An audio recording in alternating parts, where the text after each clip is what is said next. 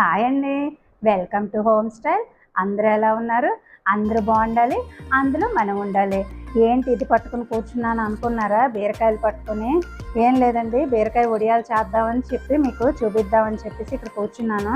ఇప్పుడు బీరకాయ వడియాలు అంటే మామూలుగా అన్నిటికీ బీరకాయ కూరల్లో తొక్క తీసేస్తాం కదా, కానీ దీనికి మాత్రం మనం తొక్క తీయకూడదు. తొక్క తీయకుండా బీరకాయ వడియాలు ఎలా చేసుకుందామో ఇప్పుడు చూపిస్తాను. ఇది మా అత్తగారు నేర్పించిన వంట, మీరు చూసేయండి. ఇప్పుడు నేను బీరకాయ కోసుకొని పెట్టుకుంటాను.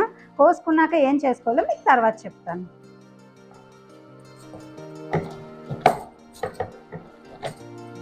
చూసారా, ఇప్పుడు నేను బీరకాయలు కోసేసుకుంటున్నాను.